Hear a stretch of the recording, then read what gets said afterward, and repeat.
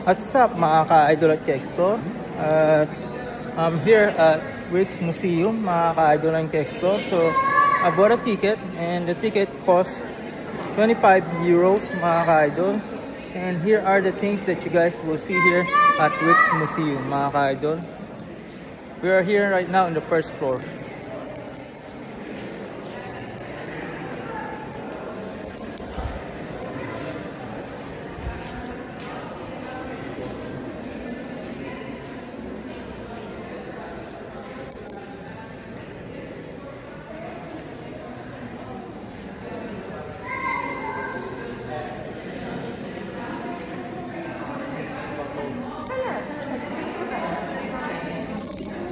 So mga ka-idol at ka-explore, so if you guys love painting and arts, you can visit this museum here at Amsterdam mga ka-idol.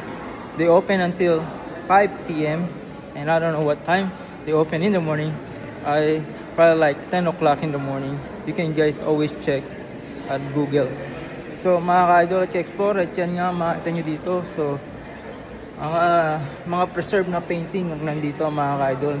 One of the most expensive painting in Europe mga ka-idol.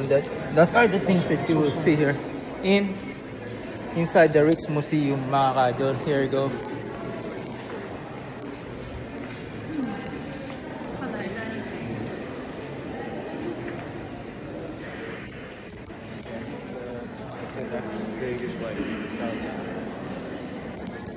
Ayan mga ka-idol, and see you guys later.